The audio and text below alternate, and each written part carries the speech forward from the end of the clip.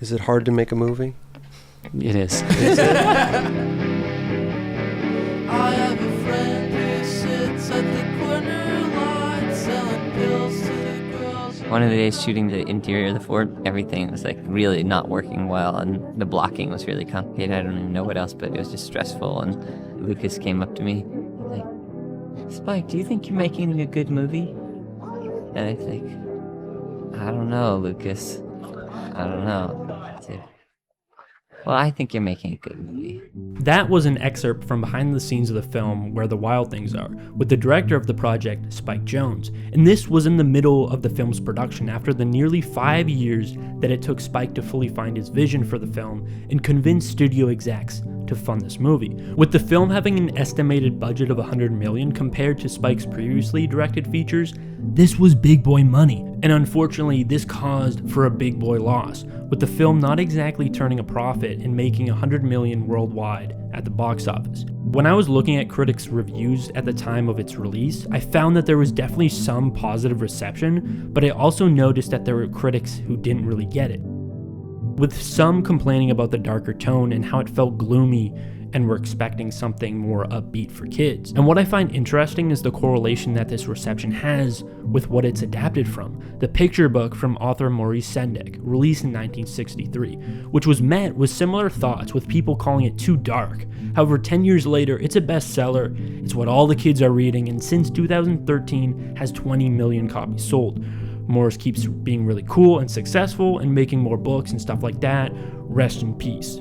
From my personal experience though, I was a fan of the book as a kid and had watched the movie when it was released and enjoyed it, but I found it odd, a little weird. However, there was a lot from it that stuck with me throughout my childhood, as watching it for the first time in several years, there were specific shots and lines of dialogue that I had remembered, and watching it for the first time in a while, I appreciated it more and re-fell in love with the world. And looking around online, I found that I wasn't the only one who felt this way. There were a bunch of people who had watched the movie as a kid and didn't really get it, but watched it later on in their youth and adulthood and found a new appreciation for it. And so that's why I'm going to attempt to express my thoughts and feelings on this film and discuss why I believe it's misunderstood and ahead of its time.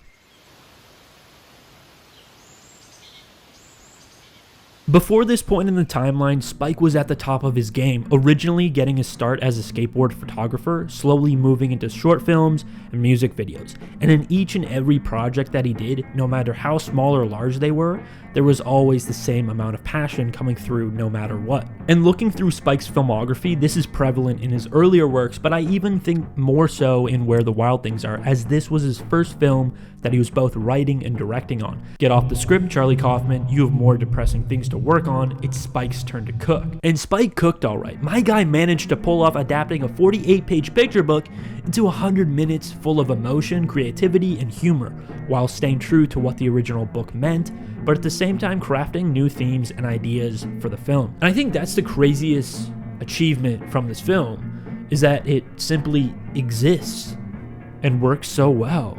This is a film that dares to be bold, dares to take risks, and stays true to itself in the execution. It's a fantasy film that doesn't portray the imaginative world in a grandiose, epic way, but instead Max's imaginary world somberly fills the film as pieces of his real world bleed into the imaginary one. What is wrong with you?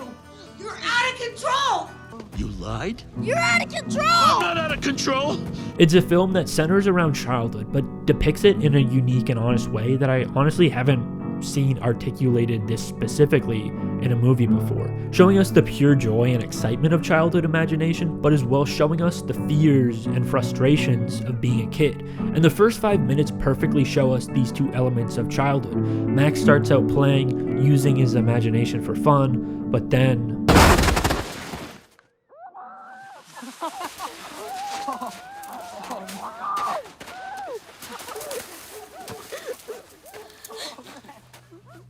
he's neglected by his own sister when he needs help. Those feelings of being left out and isolated turn into frustration as Max destroys his sister's room.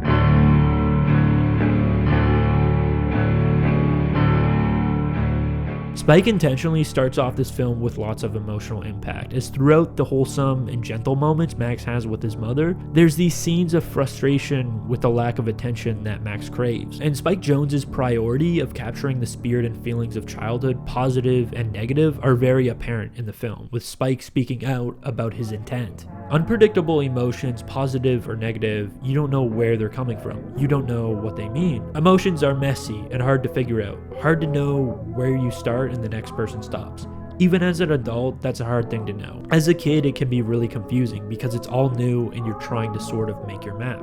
And through the emotionally confused feelings we see from Max at the start, you see why this world that he's created is perfect for him. There are these things there that initially feel like family. They give him attention and they look up to him. Contrast to the frustration that Max feels in the real world, where he feels like he's being looked down on, as Max longs to connect with his family and tries to invite them to his imaginary worlds, but then gets denied. This causes Max to grow hatred for his new arch nemesis, Mark Ruffalo. Curse you, Mark Ruffalo, for your presence alone with my mother causes her not to contribute to my imaginary fortress.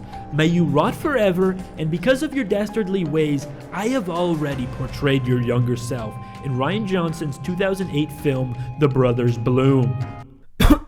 Point is, the imaginative world from Max's mind, while not being lush and looking that inviting, is thematically inviting to Max. There's a sense of community as Max feels like he belongs with his crew. Max sails up onto the island and sees some stuff going down. He gets a sniff down to see if he passes the vibe check, and he does. Success! He is now one with the actual process of making one of these wild things is pretty wild, I would say, as it's the biggest example from the film of blending new school filmmaking with the old school filmmaking. This was back in the early 2000s where practical effects were still relevant, but digital effects were getting better and becoming more accessible to films. Originally, Spike wanted the whole Wild Thing to be completely animatronic, with real and practical movements from the body and the face. However, critically acclaimed and beloved director slash loser nobody, David Fincher told Spike that having the head be animatronic would make the film suffer. And he would just come by and look at what we're doing. He's like, "You're an idiot. You're an idiot. Can't do that. You do not want to have these 150-pound heads with animatronics in it. And you're gonna be after the first day of shooting, you're gonna be a month behind schedule." Wow. And Fincher was right. Before the movie started shooting, the animatronic heads were not working at all. It was too much effort and took away so much time. So that's why Spike landed on the final look, still using the physical large puppet, but blending it with digital effects. Did you have some type of green screen with dots? Or No, better than that. No? We had the face finished, really beautifully furred, and and the eyes wet, the nose wet. Okay. And then they would basically they manipulated that in post. They'd create the 3D model that would map to that face and then manipulate that. And having this blended look definitely helped make the process smoother, but also kept the practicality of these wild things, overall still making it feel tangible. There's more effect to these creatures with them stomping around because it was real. The character designs of these creatures as well are so impressive, with Spike having so much creative intent for each of these characters, and it shows in the final form. Like when we originally went over the script with Spike and he was describing what the movie's about and how he wanted to do the characters, he definitely talked more about how individual they were and where they came from, what their inspiration was, and what makes them up and how they relate to each other. And if you're unaware or forget all of the wild things, it's okay. I'll run you through them real quick. We got Carol, played by James Gandolfini, KW, played by Lauren Ambrose, Douglas, played by Chris Cooper, Catherine O'Hara as Judith, Forrest Whitaker as Ira, and Paul Dano as Alexander. The reason why I bring up the actors involved in this is because there's two soprano actors in here. Spike Jonze wanted that gabagool. The real reason why I bring up the actors that played each wild thing is because the acting is incredible. All these actors have been previously known for amazing performances they've given in films prior, and Spike Jonze knows that and utilized them so well for this. Any other director would have just slapped them together in the movie and just have them record their lines separately in recording booths. but not Spike. Instead of doing it the easy way, Spike wanted to actually capture the actors' performances and place them into the Wild Things. Not only having the actors physically act out the scenes with one another, but Spike had a camera focused on each actor's face for the special effects artist to use each facial expression as a reference, no matter how big or small, to be used as a guide for how the Wild Things look. And I find this method paid off really well in the finished film, as there's moments where the film lingers on the facial expressiveness from the Wild Things, and it communicates so much more to every scene. The performances in here are so crucial to the execution of each character, not only with facial expressions, but the line deliveries as well. I'm a bad guy. I'm a bad guy. Okay, I'm a you bad can guy. be a bad guy? Am I a good guy? Yes, of course. You have the best arm. The dialogue in here can be jarring to some people, as each Wild Thing talks childlike. They don't talk with high intelligence or importance, but speak with simplicity, adding to the childish surrealism that the whole film builds around. And yes, this is something that sounds like it could ruin a film, but the actual delivery of the lines are what add to the core emotions of the scenes. Don't step on my head. What do you mean? It's a war. Douglas just did it.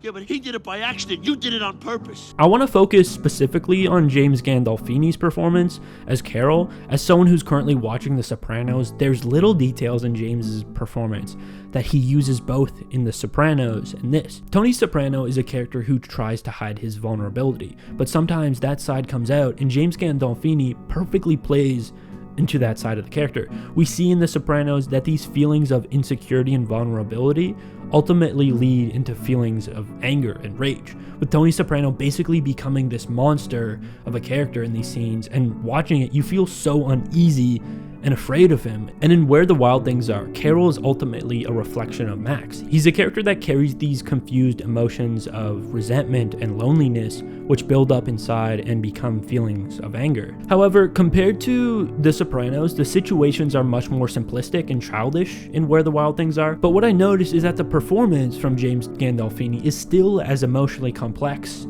as it is in The Sopranos. An example of this can be seen an hour into the film, where the Wild Things are becoming closer to Max, especially Carol and Max, and they've basically completed their fortress that Max is the king of, a fortress that only allows them and outsiders that aren't allowed get their brains removed. However, KW brings in Bob and Terry. This causes Carol to freak out and get jealous. Why would you bring them here? Huh? This place was supposed to be for us. They are not sleeping in our pile. And on the surface, this seems very, childlike and simplistic, but the film portrays these childlike emotions very heightened and dramatic for the film, as the actual context of the scene isn't as important as the emotional weight that the scene carries, which is Carol feels left out and defeated. And the film is full of scenes like this one, where the conflict at hand on the surface, might seem meaningless, with characters bickering or arguing about the fort that they made, but the film portrays them in a perspective of a 9-year-old Max, and these situations seem larger than life, because being a child at that age, everything seems larger than life, and the tiniest of conflicts seem way more intense at that age.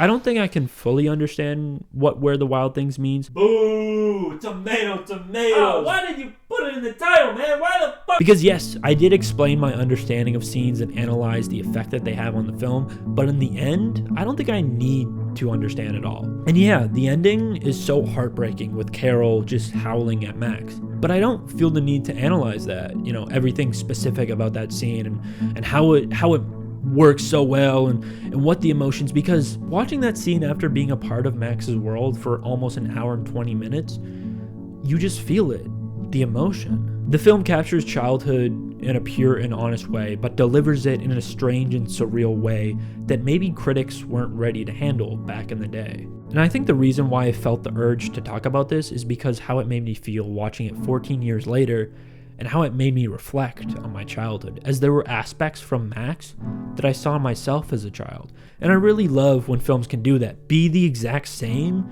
but after doing so much life, you watch it again, and then you see it differently.